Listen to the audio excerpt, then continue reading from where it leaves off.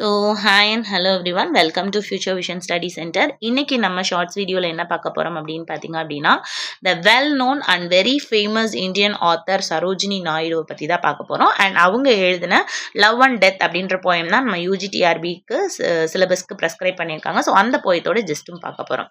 So Sarojini நாயுடுவை என்னன்னு சொல்கிறாங்க அப்படின்னா, நைட்டிங்கேல் ஆஃப் இந்தியான்னு சொல்லுவாங்க. ஸோ எக்ஸாம் பாயிண்ட் ஆஃப் வியூவில் இந்த பாயிண்ட் வந்து ரொம்ப முக்கியம்.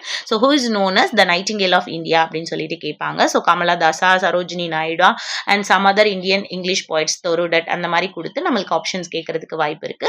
So Sarojini Naidu is known as nightingale of India.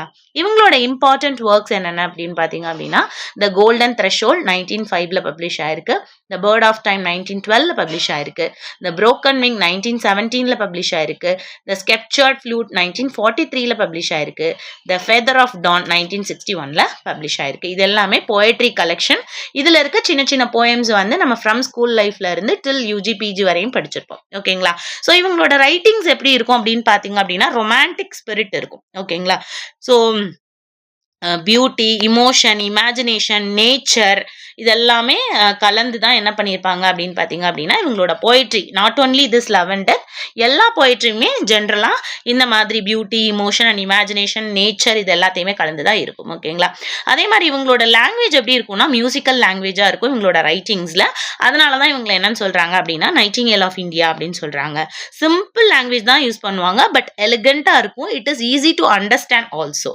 அதே மாதிரி இவங்களோட poem melodious and easy to அண்டர்ஸ்டாண்டா இருக்கும். ஸோ மெலோடியஸா இருக்கும்போது நம்ம பொதுவாகவே நம்ம ஒரு செயலை மனப்பாடம் பண்றதை விட ஒரு பாட்டை வந்து ஈஸியா மனப்பாடம் பண்ணிடுவோம் இல்லையா?